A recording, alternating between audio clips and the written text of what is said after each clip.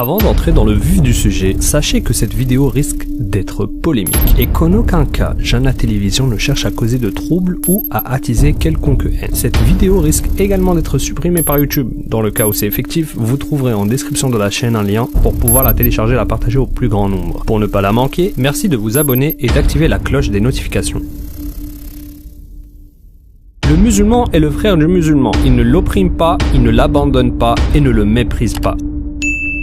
Cette célèbre phrase prononcée par le meilleur des hommes bâtit l'un des principaux piliers de notre religion, la fraternité infaillible et inconditionnelle entre les musulmans. Si un musulman est touché par quelconque mal, alors il incombe à tous les musulmans en capacité de pouvoir l'aider de lui venir en aide. C'est une obligation. Aujourd'hui, nous allons parler d'un problème qui touche nos frères et sœurs au Yémen. Beaucoup d'entre nous ont entendu parler du conflit entre les rebelles Houthis et le gouvernement saoudien. Ce conflit avait pour but de créer une haine entre les musulmans, simplement en faisant en sorte d'attirer les regards sur ce que la coalition saoudienne faisait tout en cachant l'un des véritables assassins de la région, l'armée américaine. En effet, depuis des décennies, à l'aide de drones de combat, l'armée américaine assassine par dizaines des dissidents, des opposants politiques, souvent dans des circonstances assez graves. Le procédé est simple, des hommes et des machines postés à des milliers de kilomètres scrutent le ciel yéménite à l'aide de leurs drones, puis ouvrent le feu sur les potentielles cibles qu'ils ont retrouvées, n'hésitant pas, par la même occasion, à tuer leurs familles et leurs proches. Pour réussir à cibler les musulmans, les drones de l'armée américaine utilisent les données de géolocalisation de nos smartphones et c'est là que le protagoniste de notre vidéo entre en jeu, Muslim Pro. Muslim Pro est une application permettant de déterminer l'heure de prière partout sur le globe. Elle propose également d'autres petits services, mais initialement son objectif est simple, vous donner l'heure de prière. Et c'est là où se trouve le piège. Pour être tenu au courant de l'heure de la prière, vous devez d'activer votre géolocalisation qui, vous l'aurez compris, sera utilisée ensuite par les drones américains pour vous abattre. Enfin, si vous êtes yéménite, bien sûr. Des dizaines d'articles de presse d'enquête ont été faits sur ce scandale, au point où le gouvernement américain a répondu plusieurs fois, mais là n'est pas notre sujet, restons sur le pourquoi du comment. Le cas de Muslim Pro. Depuis sa large diffusion, l'application Muslim Pro est souvent au cœur de multiples polémiques ou débats. Quoi qu'il en soit ici, nous nous focaliserons sur le dernier événement en date que l'on pourrait qualifier du scandale Muslim Pro Gate. C'est le média Vice qui a suscité bon nombre de réactions en publiant leur article titré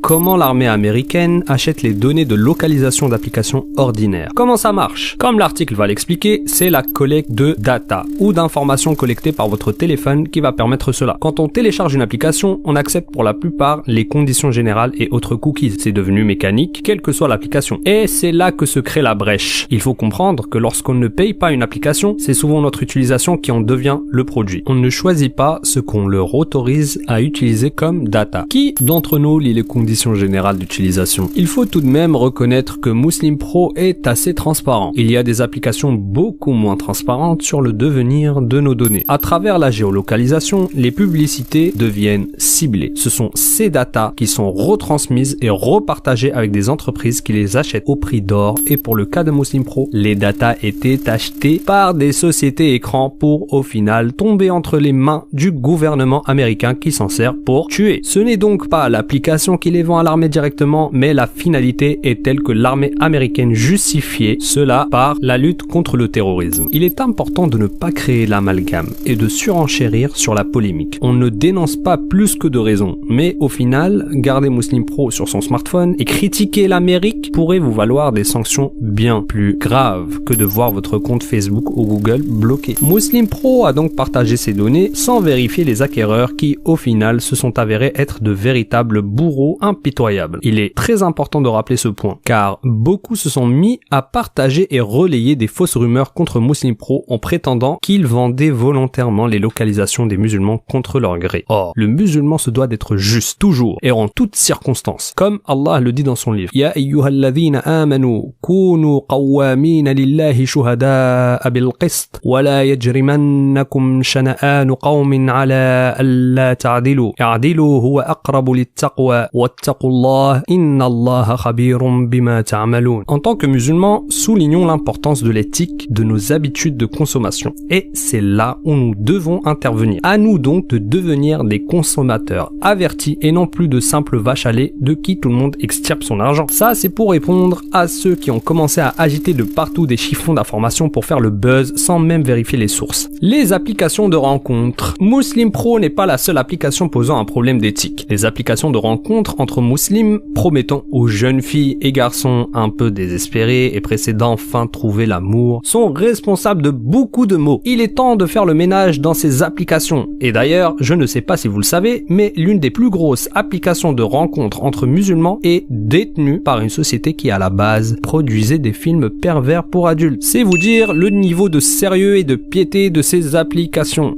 Et ça nous amène à nous questionner sur la légitimité de nos présences sur ces applications folkloriques. Ne sommes-nous pas capables entre musulmans de nous aider à constituer des structures solides, sérieuses et fiables? Ce sujet des applications de rencontres islamiques est les fléaux des soi-disant rencontres pour mariage sur les réseaux sociaux. Peut-être le sujet d'une vidéo à part qui nécessiterait son enquête à elle seule. Pour ce faire, nous avons besoin de votre aide pour y arriver. Si la vidéo atteint 10 000 pouces bleus, on se penchera sur le sujet et on est prêt à réaliser une vidéo d'un même niveau, voire meilleur, Inch'Allah. À vous donc d'exploser la barre des likes, Inch'Allah, pour nous aider. Revenons à nos moutons, même si, dans notre cas, malheureusement, nous sommes les moutons. Avant même cette nouvelle polémique, Muslim Pro était noyé dans de nombreuses controverses en tout genre, en proposant par exemple des calendriers chiites aux musulmans sunnites, ou en calculant un peu hasardeusement les horaires. Rappelons que le créateur de l'application est un Français expatrié en Asie et qui n'est pas musulman. Son intention n'était donc pas d'apporter un produit pour rendre service aux musulmans, fi sabilillah, mais clairement de gagner de l'argent dessus en utilisant le potentiel de musulmans qui existe de 2 milliards de musulmans. Du coup, si les musulmans produisaient eux-mêmes leurs propres services et s'organiseraient mieux, on n'aurait, je pense, jamais eu de problème comme celui-là. C'est la même chose avec la viande halal. Il y a une très grande chance que la viande que vous avez dans votre assiette ait été produite par une société détenue par des non-musulmans, dont le but est simple. Vous soutirez votre argent le plus possible. En plus, si vous observez bien, Muslim Pro propose aux utilisateurs de payer pour accéder aux lectures du Coran. Le Coran, qui de base est disponible gratuitement. Eh bien, Muslim Pro vous le fait payer si vous souhaitez l'écouter en hors connexion. Nous devons donc payer quelque chose de gratuit et d'islamique à des non-musulmans. Quelle honte! Chez Jana TV, on a voulu enquêter plus en détail sur Muslim Pro, cette société initialement française qui a été rachetée plusieurs millions par des groupements d'investisseurs étrangers, et dans notre enquête, nous sommes tombés sur un témoignage d'un ancien salarié de leurs équipes. Nous vous laissons vous faire votre propre jugement. Après, moi je suis converti, donc quand ils ont vu mon prénom, mon nom, ils ne se sont pas douté que j'étais musulman. En plus, le midi à la pause, je mangeais comme eux, donc ils se sont vraiment pas doutés. Mais il n'y avait pas, en tout cas en ma présence, il n'y avait pas directement d'attaque sur les musulmans. Mais c'est vrai que ils ont joué beaucoup en mode nous, on va faire de l'argent, on va faire ce que les musulmans ne font pas, ce qu'ils savent pas faire. C'est une grosse communauté, nous on va faire de l'argent à leur place. Après, c'est vrai, ils ont commencé à mettre des pubs, un peu du n'importe quoi, parce qu'ils avaient aucun respect pour l'islam. Genre, ça les intéresse pas. Eux, le but premier, c'était le business. Je pense pas qu'ils se sont dit, on va faire ça pour leur manquer de respect. Mais la finalité était que c'était un manque de respect parce qu'ils ont pas fait l'application pour aider la communauté, ils ont fait l'application pour faire de l'argent.